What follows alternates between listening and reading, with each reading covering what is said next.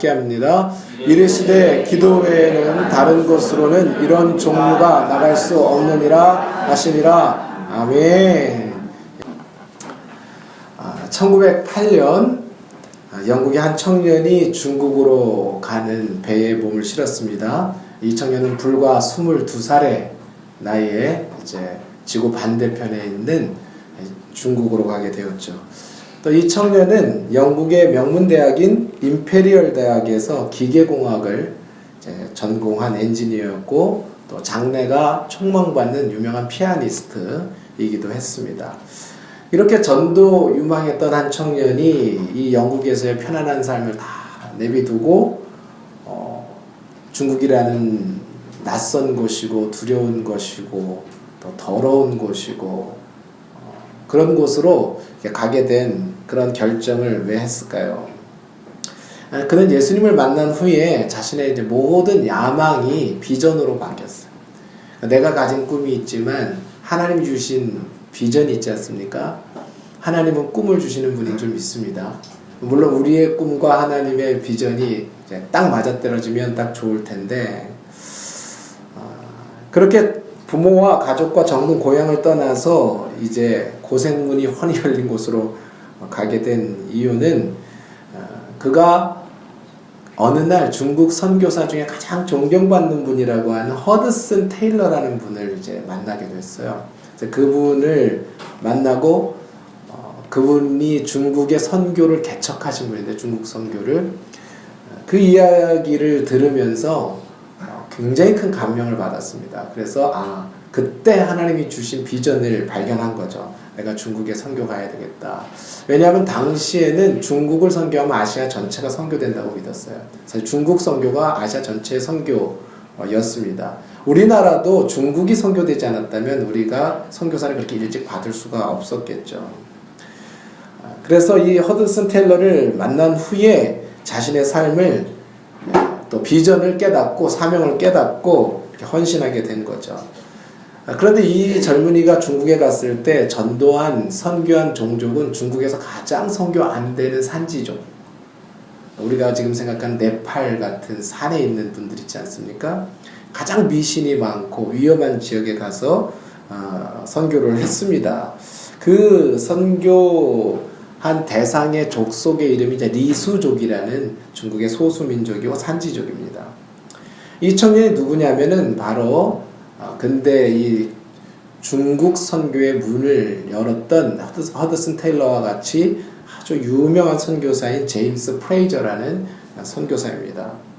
그렇게 1908년에 지금부터 100년 전에 중국에 도착해서 30년 동안 리수족 전도를 했고, 또 온갖 귀신들의 또 미신에 찌들어 있는 가장 어려운 곳을 선교한 후에 마지막에는 이제 말라리아에 걸려서 하나님 앞으로 이제 돌아갔습니다. 저도 2007년에 이 멕시코 오아카라는 지역의 이 산지족을 비전 트립 선교여행을 갔던 기억이 있습니다. 이 산지족들이 얼마나 비천하게 사는지, 지금도 산속에 그 깊은 산속에, 그러니까 우리나라 뭐 설악산 이 정도가 아니라 감자바위 정도가 아니라 첩첩산중이더라고요. 그러니까 거기 들어가 보면 늘 식량이 부족해서 동물들도 바짝 말라 있어요. 뭐 소 같은 건 볼 수도 없고, 거기 사는 개들도 뼈만 안 상해요. 음식을 하니 얼마나 사나운지. 그러니까 음식을 주면은 개들이 너무 달려드니까 사람들이 말 그대로 개를 개패듯이 패요. 그러니까 온몸이 애들이 상처투성이에요. 밥 못 먹게 돌 집어 던지고 못 오게 하니까. 그러니까 거기서는 최고의 대접이 이제 그 닭 같은 거, 닭을 한 마리 잡아주는 건 이제 소 잡는 것만큼 그렇게 어렵더라고요. 얼마나 미신과 귀신 숭배가 많은지, 또 여성과 아이들에 대한 학대가 굉장히 많습니다. 그 산속에서 여성들이 교회에 나오는데, 몇몇이 교회에 나오는데, 교회 나오면 그들은 늘 눈물이에요. 교회 와서 뭐 설교 특별히 하지 않아도 앉아서 얼마나 우는지, 그냥 그 자체로 보는 것 자체가 가슴이 찡할 정도로 그런 비참한 삶을 사는 여인들을 보았습니다. 우리가 간 그 지역에서도 선교사 2명이 이미 피살을 당해서 7년여 정도 선교가 끊겼어요. 거기 들어갔던 선교사가 피살을 당했습니다. 2명이. 그래서 끊겼는데 어떤 선교사님이 다시 그곳을 선교의 문을 열게 또 들어간 거예요. 그래서 우리가 지원하러 그런 갔던 곳입니다. 제임스 프레이저가 1900년 초반에 갔던 산지족인 이 리수족은 그거보다 더 열악한 상태였겠죠. 저는 2007년에 갔으니까 100년 차이가 나지 않습니까? 그 열악한 곳에서 복음을 전했는데 결국은 이 리수족을 다 복음화했어요. 80% 이상을 복음화한 역사를 일으켰습니다. 그래서 오늘은 어떻게 이런 연약한 한 사람이 복음을 전하고 권능을 행하고 이 영혼구원의 사명을 감당했는지 말씀을 통해서 좀 우리가 도전도 받고 하나님이 주시는 말씀을 듣는 시간이 되기를 바랍니다. 오늘 마가복음 9장은 예수님께서 어려서부터 이 귀신 들렸던 아이를 고치신 사건이 기록되어 있습니다. 근데 이 귀신이 어떤 정도의 귀신이었습니까? 본문을 보면 아주 어릴 때부터 이 아이에게 들어가서 아이의 정신과 마음과 이성을 다 사로잡고 조종할 만큼 사로잡았습니다. 또 그뿐만 아니라 자주 거꾸러뜨리고, 성경을 보면은 표현이 굉장히 강하잖아요. 이를 갈게 만들고 거품을 흘리게 만들고 애가 경련이 일어나게 만들고, 그래서 애를 완전히 초죽음을 하게 만들면서 귀신이 이제 즐기는 거죠. 이 아이를 갖고. 그러니까 이 아이는 얼굴이 흉측하게 변해가고 또 파리하게 되어갔다. 얼굴이 완전히 우리가 피골이 상접했다 그러나요? 그리고 공포에 그 쩌드른 얼굴 있잖아요. 어둠에 쩌드른 얼굴. 그렇게 되게 만들었어요. 물과 불에 자주 뛰어들게 해서 화상을 입히고 그리고 질식시키고 죽음으로 몰아가는 이런 강한 귀신이었다는 것입니다. 그런데 요즘 말로 말하면은 완전히 시겁할 만한 귀신이죠. 이 귀신 중에서도 보통 귀신이 한 센 귀신이죠. 겁이 나는 귀신이죠.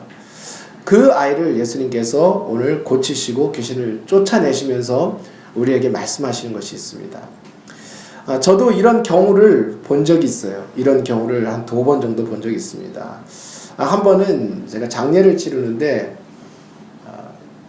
그 누나가 동생을 전도하려고 하는데 아버지 장례도 못 치르게 해요. 왜냐하면은 아들이 그래도 이제 남자니까 장손이잖아요. 억지로게 구실러서 장례를 치르는데 제가 처음으로 장례식에 가서 처음에 입관 예배는 하는데 마지막에 하관 예배 출발을 못하도록 막은 건 처음이었어요. 그러니까 처음에 입관 예배를 들어가서 예배를 이렇게 쭉 드리는데 중간에 이 사람이 갑자기 온몸이 이렇게 경련이 일어나더니 누워서 목을 잡고 숨이 막히니까 사지가 마비되면서 떨리면서 얼굴이 이제 목이 질식된 상태가 된 거예요. 이유는 몰라요. 갑자기 뒤로 엎어지는 거예요. 동생이 알코올 중독이고 막 그냥 밤에 아무데나 돌아다니는, 그러니까 약간 굉장히 이게 귀신에 들린 것 같더라고요. 그래서 숨이 넘어가는데 그 자리에서 장례식장에 숨이 넘어가는데 하여튼 그 누나는 비명을 지르고 저는 순간적으로 어떡합니까? 그 예배를 드리다가 이제 예배 끝났죠. 바로 끝나고 밥을 먹으려는데 그렇게 돼서 제가 그 상황 속에 너무 급하니까 딱 눕혀놓고 기도를 시작한 거예요. 아버지 소리를 지를 수밖에 없더라고요. 주여 그러고 옆에 있는 그 누나는 아버지 죽이면 안 돼요. 데려가시면 안 돼요. 막 소리를 지르는 거예요. 왜? 이 동생의 구원을 위해서 늘 기도해 왔기 때문에. 저는 갑자기 이제 순간적으로 이게 사탄의 역사인 생각이 들어서 사탄아 물러가라 그리고 제가 막 나와 이렇게 소리를 지르는데 그리고 119는 부른 상태고 119는 뭐 15분 되도록 오지 않더라고요. 그때 희한하게. 겨우 갑자기 몸이 촥 늘어지더니 숨이 풀렸어요. 그리고 나서는 기억을 못하는 거예요. 자기가 무슨 일을 했는지 어떤 일이 있었는지 그런 사건이 있었던 걸 기억을 못하는 겁니다.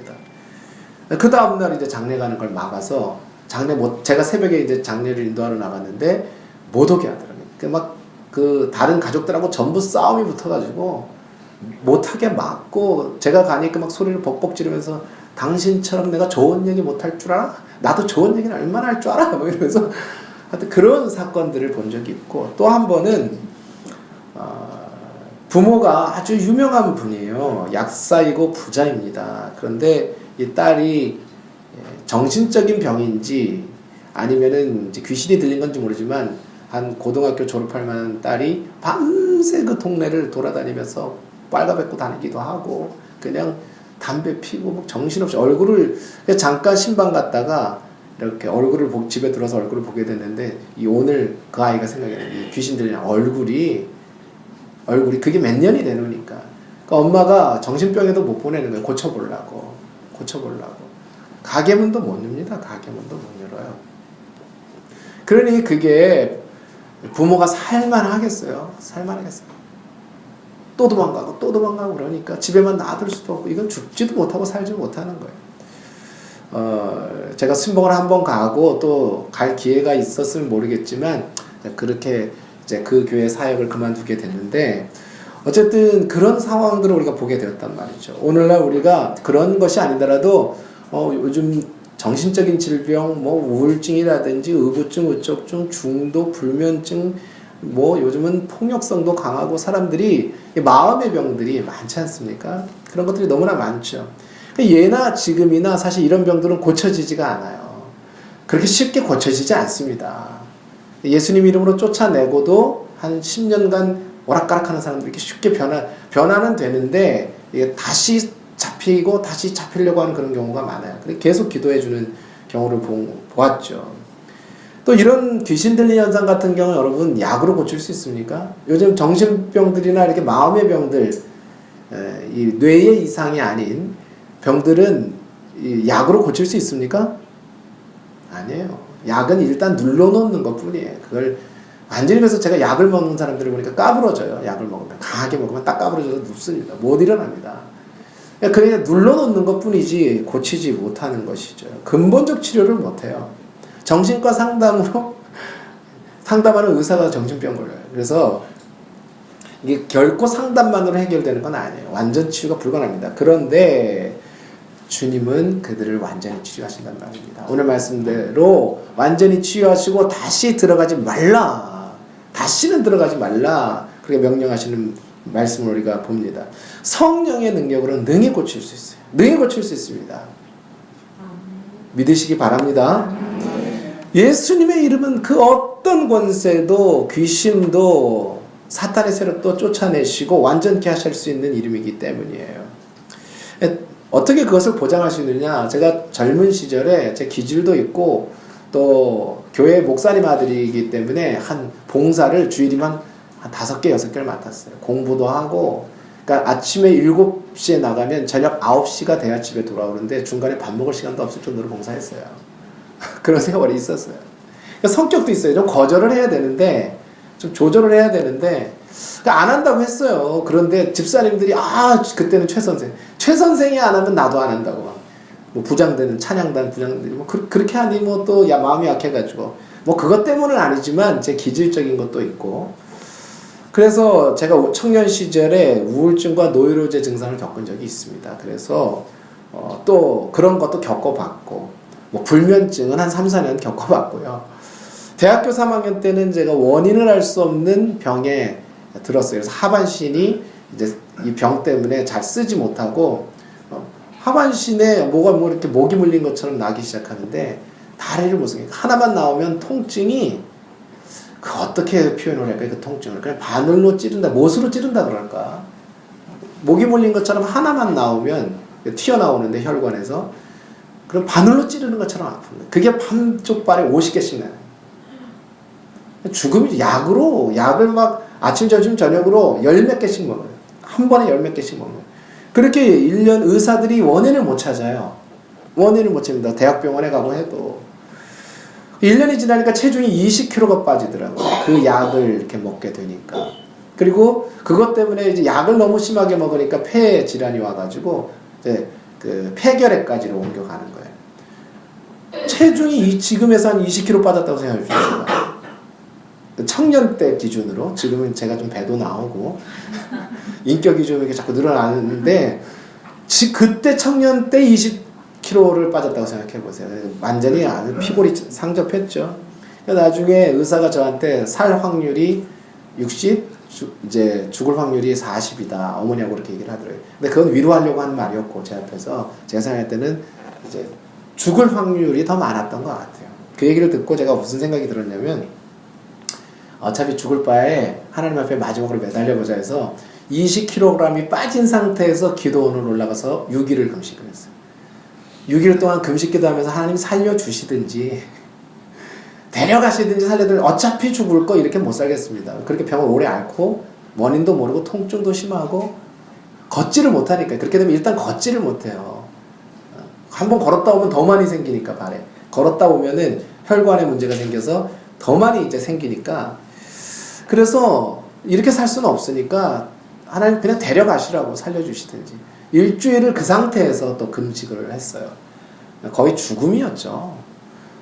그런데 응답을 받았습니다. 기도하던 중에 응답을 받고, 그리고 기도원에서 내려온 지 한 달 만에 10kg이 찌더라고요. 그리고 2달 만에 20kg가 다 회복되고, 다리의 모든 병도 다 사라지고, 결핵도 사라지고, 그래서 완전 정상적인 몸이 되었어요. 그땐 제가 한 가지 소원이 뭐냐면, 내가 한번 마음껏 걸어보는 게 소원이었어요. 왜냐면 10m 가는데, 한 30m 가는데 5분 걸리니까. 걸으려고 마음, 근데 걸으면 안 돼요. 또 뭐가 자꾸 튀어나와서 통증이 생기니까. 그런데 오늘 이제 뛰어다니죠. 그런 경험도 했죠. 주님이 완전히 회복시켜 주시는 것을 저는 경험했어요. 예수님의 이름 앞에, 하나님의 능력 앞에 치유와 능력이 일어나는 걸 친히 체험을 했습니다.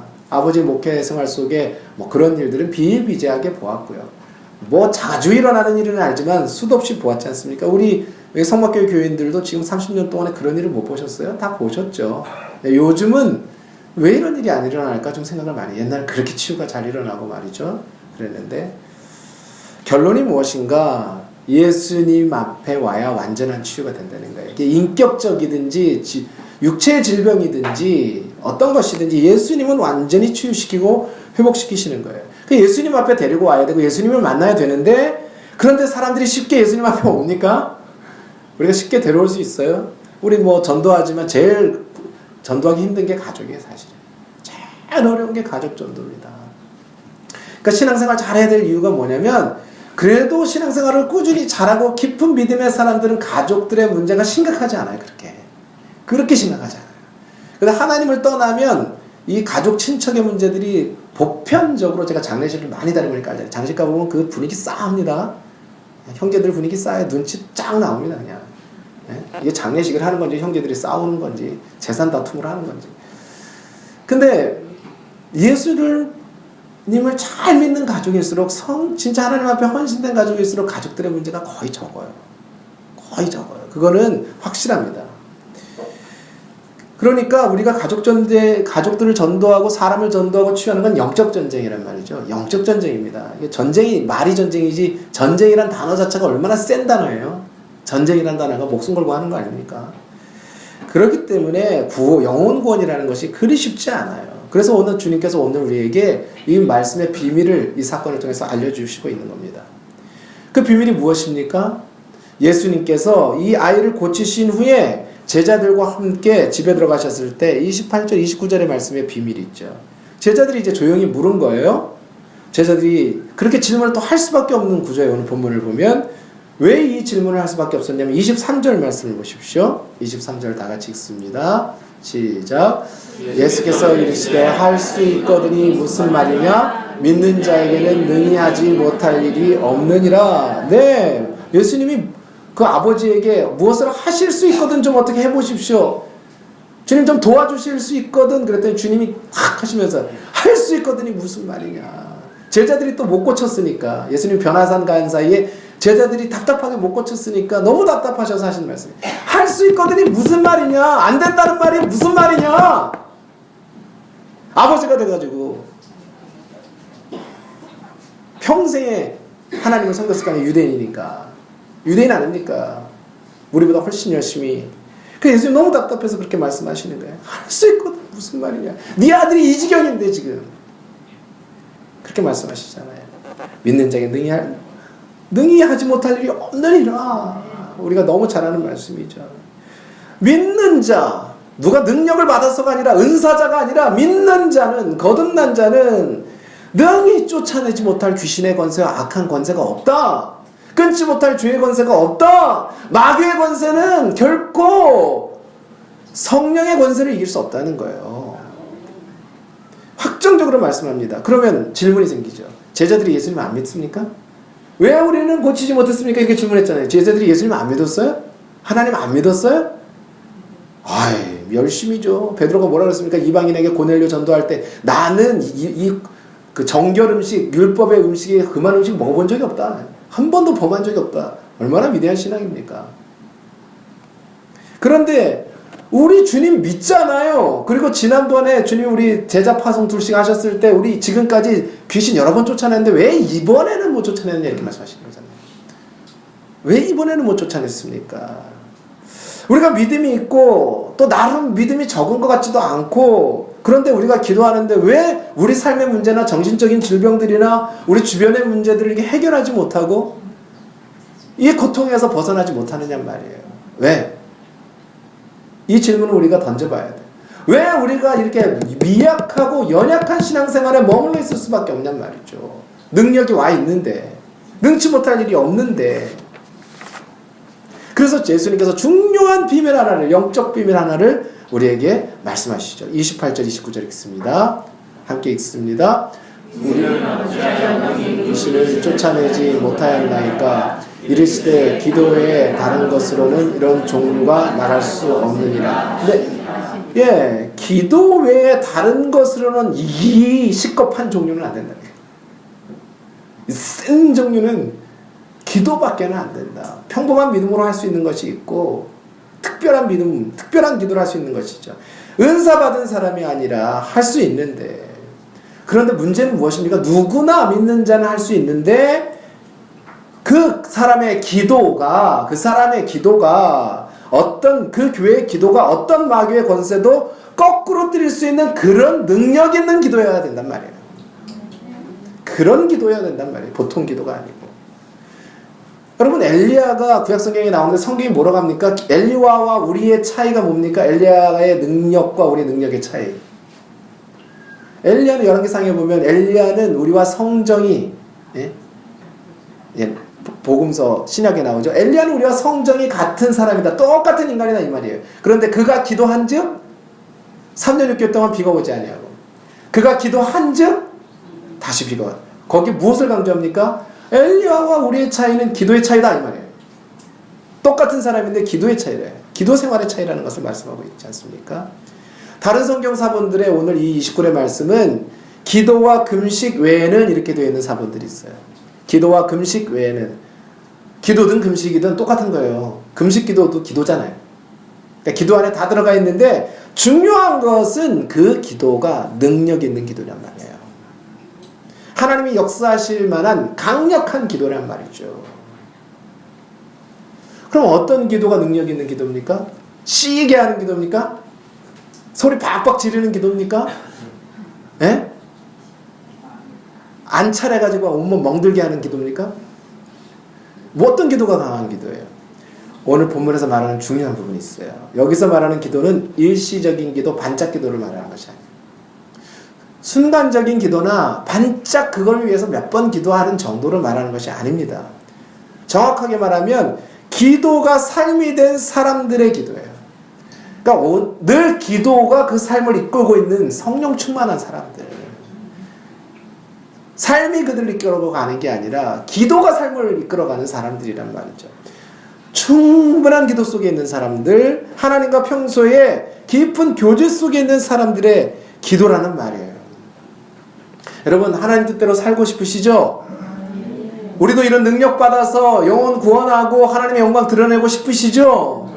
우리 가족도 하늘의 신령한 오늘 말씀한 은혜들을 다 부어주시는 대로 받으시고 싶으시죠? 근데 왜 안 되죠? 안 된 것도 아니죠. 이미 받은 게 충분하죠. 오늘 말씀대로 하나님의 선택을 받았잖아요. 버림을 받지 않고 선택을 받았잖아요. 예수님의 십자가로 우리는 십자가 짜리가 되었잖아요. 예수님 짜리가 되었잖아요. 이미 그것으로 신령한 복은 다 누린 줄 믿습니다. 이미 누린 복이에요. 우리는 뭐 복 받으려고 하는 게 아니라 이미 복 받은 상태에서 기본적으로 복을 누리면서 가지만 더 하늘문이 열리는 신령한 은혜들이 있을 수 있잖아요. 그래서 예수님이 세례 받으시고 언제 하늘이 열렸다고 말하면 기도하실 때에 하늘이 열리는 거예요. 세례 받으실 때 하늘이 열린 게 아니라 기도하실 때 하늘이 열렸다. 그러면 우리가 기도 안 하는 것도 아닌 것 같은데 도대체 무슨 기도를 말하는 거나 생각해 보세요. 과학자들이 하루에 사람이 어느 정도 생각을 몇 가지 생각을 하는지를 조사를 해봤어요. 별로 할 일 없는 사람들이 이런 거 조사하고 있잖아요. 하루에 사람이 생각을 몇 가지 정도 할까요? 깨어있는 동안? 대강 말해보세요.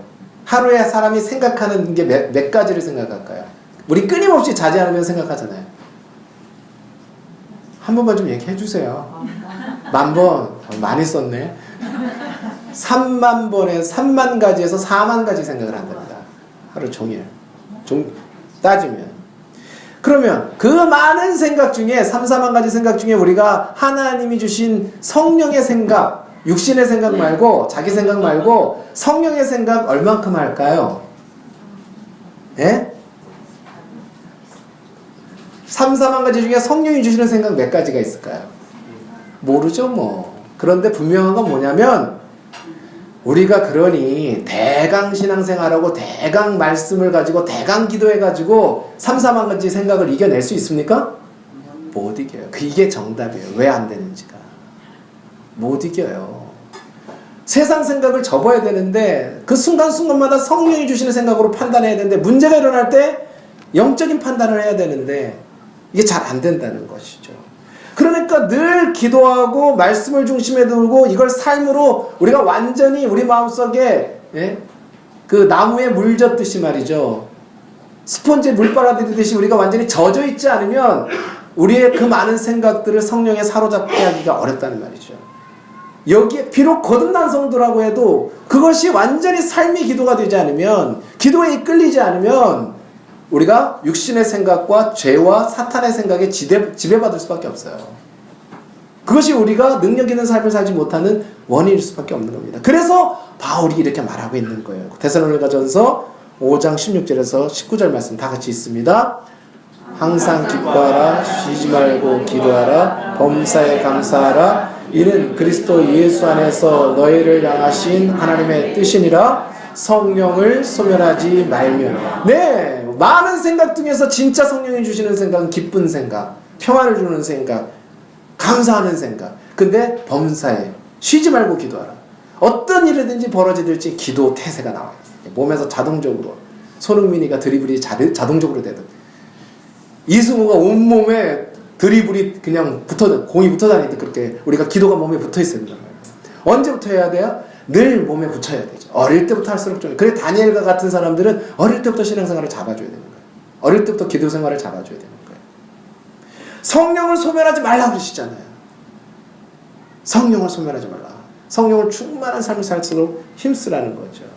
그러니까 평소에 하나님과 깊은 삶의 기도생활이 있는 사람들이 사탄과 악한 영들과 죄의 유혹과 세상 문제에 일어나는 문제들에 휘둘려 다니지 않는단 말이에요. 휘둘리지 않고 휩쓸리지 않는단 말이죠. 우리는 늘 하루 종일 영적 전쟁을 하고 살지 않습니까? 그래서 하나님께서 그것을 우리에게 원하시는 거예요. 성경은요, 그리스도인을 한마디로 정의하면 기도하는 사람이라고 그래요. 그리고 기독교는 기도교입니다. 기독교는 기도교고 그리스도인은 기도하는 사람이 돼요. 성경이 우리에게 요구하는 게 기도하는, 하나님은 말씀하시고 우리는 기도하는 거예요. 우리가 무슨 말씀을 지어냅니까? 우리는 기도하는 사람이 돼요. 성경이 가장 중요한 원리, 가장 본질적이고 급진적인 삶을 살 수 있는, 능력 있는 삶을 살 수 있는 원리를 기도의 사람이 되라는 거예요. 그래서 그걸 어떻게 하냐는 말이죠. 혼자 안 돼요. 그래 교회가 필요한 거예요. 혼자 안 되니까 같이 해야 되는 거고, 같이 해야 되는 거예요. 서로 기도를 세워가야 돼요. 처음 여기로 돌아가겠습니다. 처음 여기로 돌아가서 말씀을 맺겠습니다. 1908년에 중국에 도착한 이 제임스 프레이저가 중국 운남성 곤명이라는 지역으로 가게 됐어요. 곤명의 시장을 이제 탐방을 하다가 이 산지족인 리수족 사람들을 보게 됐어요. 이 리수족 사람들은 중국의 대다수 족속이 한족이라고 합니다. 한족인데 그 한족들에게 무시받는 사람들이었고 천대받고 학대를 당하는 사람들이었어요. 차별을 당하는 사람들이었어요. 그때 이 부족을 본 순간 제임스 프레이저의 마음속에 내가 이 부족을 선교해야 되겠다라는 생각이 들었습니다.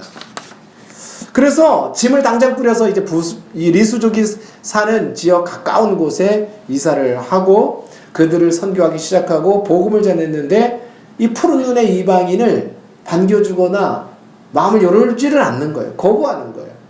그 상황에서 할 수 있는 일이 뭐였냐면 기도하는 방법밖에 없잖아요. 기도하는 방법밖에 없잖아요. 그러니까 매일 산에 올라가서 이 리수족을 위해서 한두 시간씩 하나님 선교를 해서 기도하는 거예요. 그렇게 5년의 시간이 지났는데 한 사람의 열매도 없었습니다. 그리고 복음을 전해도 사람들이 관심을 갖지 않는 거예요. 그래서 갑자기 이제 한 5년 정도 하니까 실망이 이제 몰려오기 시작했어요. 그래서 기도해도 소용없구나. 아무리 깊이 열심히 기도한다 해도 응답되지 않는 기도가 있구나.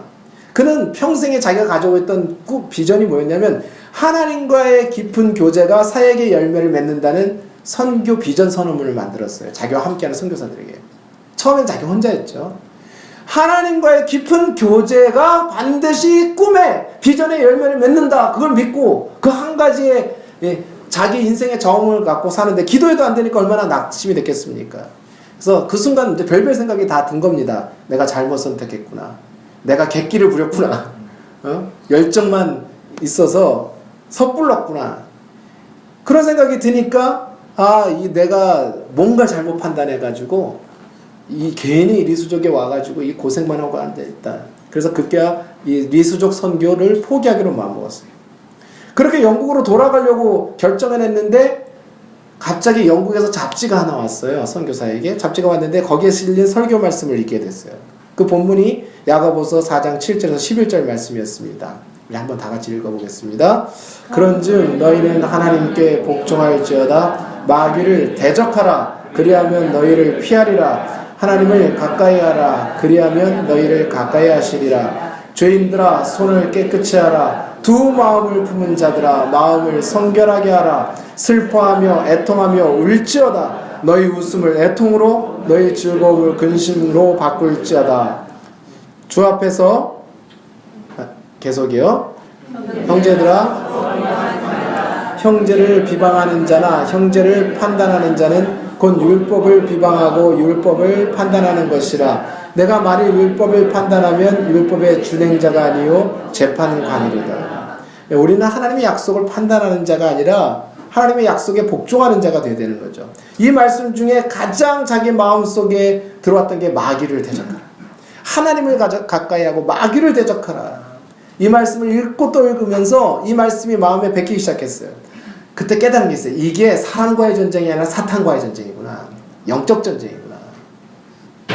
사단이 역사하고 있고 악한 영이 역사하는 것이구나. 딱 깨달은 순종에 내가 오늘부터 두 마음 품지 않고 하나님의 약속을 믿고 그분께 복종해야 되겠구나. 그 마음이 들기 시작했어요. 그래서 그 다음부터 다시 기도를 시작한 거예요. 낙심했다가 기도를 끊고 낙심했다가 다시 기도를 시작했습니다. 그러니까 이번에는 이 말씀을 통해 받은 은혜로 기도하니까 영이 살아나기 시작했어요. 죽었던 것 같은 영이 살아나기 시작했어요. 다시 기쁨이 솟아오르기 시작했습니다. 그렇게 다시 5년 동안 전도를 했어요. 기도하면서 전도를 했어요. 그런데 10년이 되도록 한 사람을 전도 못했어요. 그래서 선교본부에서 이제 본인은 포기를 안 하는데 선교본부에서 이제 그만하고 돌아요. 너무 비용 많이 드는데 열매가 없으니까. 그리고 어쩔 수 없으니까 선교본부에 이제 통보에 순종하기로 하고 짐을 쌌어요. 짐을 싸고 마지막으로 내가 이 리수족에게 전도를 하고 가야 후회가 없겠다. 마지막 전도를 하러 산에 올라가서 그날 하루 종일 복음을 전도했는데 그날 그 한날 문이 열렸어요. 기적이 일어났습니다. 하루 동안에 몇 명을 전도했을까요? 하루에 600명이 들어왔습니다. 600명이. 130가정이 예수님 앞에 들어간 거예요. 그 하루에. 10년을 쌓았던 약속을 붙들고 10년을 쌓았던 그 기도가 이 리수족을 잡고 있던 악한 영의 권세들, 미신의 권세들, 귀신의 세력들을 다 무너뜨린 거예요. 여러분, 우리도 여기 지금 장난 아니잖아요. 이 주변에 이 귀신의 세력들이 장난이 아니거든요. 무당들도 있고 절도 있고 악한 세력들이 이 쉽게 무너지냔 말이죠. 그런데 오늘날 성막교회가 30년 동안 기도하기 헛되지 않습니다. 이렇게 아멘이 약하셔요? 헛되지 않을 줄 믿습니다. 아멘. 이제 때가 있는 거예요. 이제 본물 터지듯이 무너질 때가 오는 줄 믿습니다. 아멘. 그래서 그때부터 영적 수학이 시작되기 시작하는데 그 후 20년 동안 더 사역을 했어요. 그리고 리수족의 80%를 복음화시키고, 그리고 리수어가 없었어요. 리수족의 언어가 없는데 이분이 리수족 언어를 만들었어요. 글자를. 그리고 성경을 번역하고. 그런데 이 리수족은 그 이후에 마오쩌둥이 이제 중국의 공산혁명, 문화혁명을 했을 때 이 부족만큼은 신앙에 무릎을 꿇지 않고 지금까지도 굳건히 신앙을 지켜오고, 이 부족은 지금은 90%가 신앙생활을 하고, 그리고 중국의 다른 종족인 카친족과 노수족을 선교하고 있는 그런 종족이 되었어요. 제임스 프레이저는 그래서 후배 선교사들에게 늘 이렇게 교훈하고 가르쳤다고 합니다.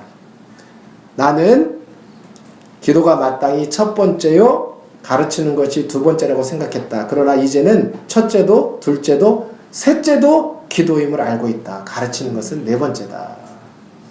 우리는 기도가 첫 번째, 뭐 말씀이 첫 번째, 뭐 첫 번째 하지만 실제적으로 사역을 해본 모든 분들, 제가 신학교에 목사 면접을 할 때, 목사고시 면접을 할 때도 잊어버리지 않는 것이 있어요. 그 분이 이제 원로 목사님, 저처럼 아버지가 목사님인 분이었는데 이력서를 딱 보더니 아버지가 목사님이시구만, 은퇴하신 목사님이시구만, 그러더니 자네에게 내가 인터뷰고 뭐고 할 거는 없고 딱 한 가지만 내가 자네에게 부탁하겠네.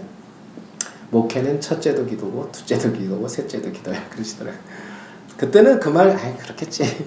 그렇게 받아들였는데 이제 15년 20년 목회를 해보니까 정답. 그분의 말씀이 정답이었구나 하는 생각을 합니다. 오늘 하나님이 성막교회에 주신 비전과 꿈이 있고 여러분에게 주신 비전과 꿈이 있을 거예요. 하나님 꿈을 주시는 분입니다. 아멘. 우리 각자가 비전과 꿈을 받아야 할 줄 믿고 또 우리 교회에 주신 비전을 이루어야 될 줄 믿습니다. 이 비전을 이루기 위해서는 무엇을 합니까? 무엇보다 저는 성막교회는 기도하는 교회에 부르심을 받았다고 생각해요. 이 지역을 위해 제임스 프레이저처럼 기도할 때 어느 때 하나님이 어떻게 역사하실지 우리는 알 수 없을 것입니다. 충분한 기도 생활, 권능이 부어지는 기도하는 교회, 능력이 역사하는 교회, 강력한 성령의 역사가 일어나는 교회가 되게 해주실 줄 믿습니다. 그래서 가능하면 이제 저녁에 특별히 우리 비어있는 월요일이나 화요일이나 목요일 같은 경우에는 저녁에 개인적으로 오셔서 좀 기도하는 분들이 있으면 좋을 것 같아요. 그래서 저도 일주일에 한두 번씩은 교회 나와서 1시간 기도하든 2시간을 기도하든, 우리가 기도할 제목이 너무 많잖아요. 또 목사님 이 복음 전파를 선포하셨고 우리 전도 축제를 선포하셨는데 우리가 영혼을 위해서 작정하고 기도해 드릴 줄 믿습니다. 그렇게 할 때 이 주변의 모든 악한 세력은 다 떠나게 될 것이고 치유함이 일어나게 될 것이고, 그리고 우리 가정과 자녀와 이 지역에 있는 모든 무당의 세력과 악한 세력들이 무너질 줄 믿습니다. 그래서 많은 사람들이 자유를 얻고 오늘 이 귀신들의 아이처럼 하나님이 주시는 구원과 능력을 체험하게 될 줄 믿습니다.